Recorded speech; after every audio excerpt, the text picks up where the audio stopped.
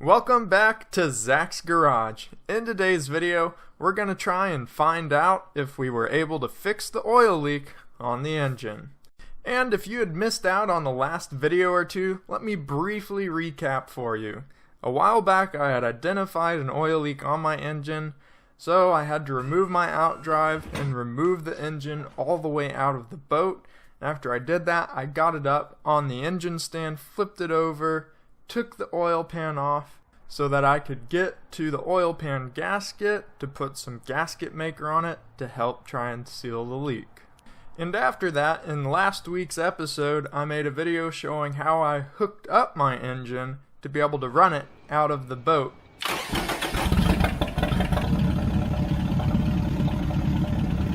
And now that brings us to today's video. So let's get right into it. So we ran the engine for a good 6 minutes or so, and then I shut it off and I went to look where the leak was before, and look what I found. 2 drops from an oil drip down there.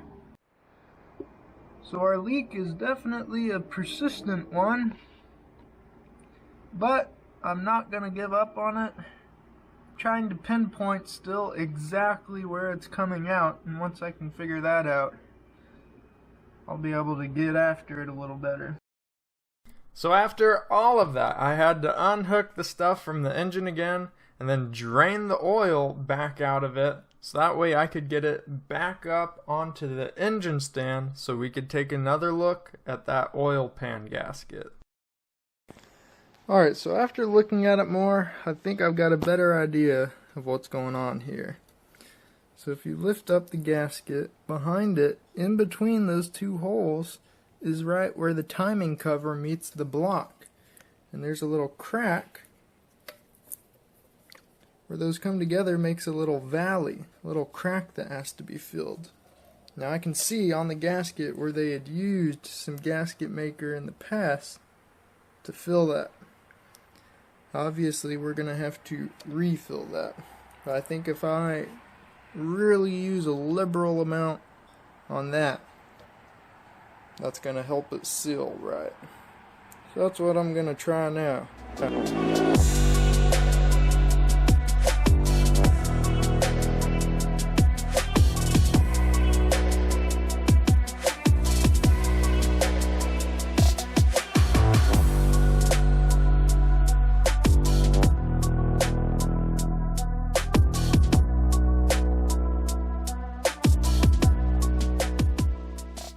So this time around I used a lot more gasket maker, and that's because I was really trying to make sure I filled in that crevice where I had pinpointed the leak was coming from. So I finished getting everything put back together, and now at this point I was ready to go ahead and test the engine once again to see if we had fixed the oil leak. And just like before, I ran the engine for a solid 5 or 6 minutes, and part of that was at higher RPMs just to make sure there really was no oil leak. And after all that, there was no oil leak. So I was starting to feel good about myself now that the oil leak was gone, but then something weird happened when I went to start the engine again.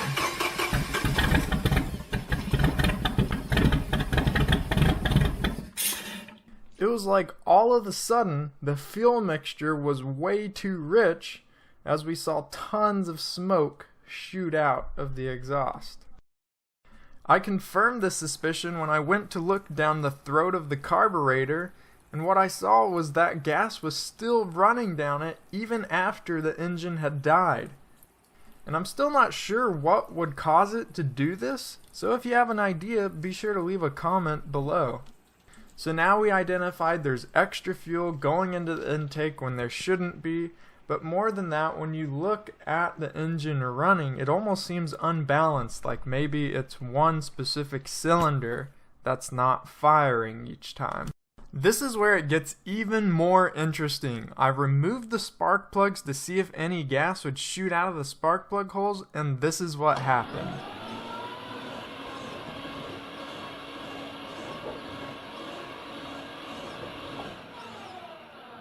Holy cow! Well, that definitely answered my question of which cylinder wasn't firing and causing a lot of the smoke. Good lord, look at all those spots on the ground from the gasoline shooting out. God dang it, even got it on the bicycle. After brainstorming about this for a while, I think I know why it's happening. The excess of gas is likely just from after the engine died pouring down the carburetor that we saw already. But to answer why the gas is only coming out of that second cylinder, if you look at the engine, you can tell that it's tilting back some from the blocks I have it sitting on. So all that gas is dripping down in that direction, and the second cylinder just happens to be the first place for it to drain into. But this still doesn't explain why the extra gas was pouring through the carburetor to begin with. And to make matters even worse, I saw that there was also gas leaking out of the mounting gasket for the carburetor and dripping down the side of the engine, making a puddle on the ground.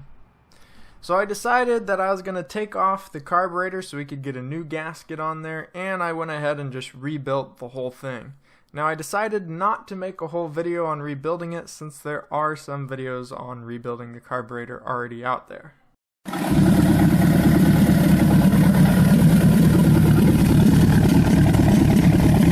The engine was running much better after that, and it was no longer leaking gas out of that carburetor gasket anymore either.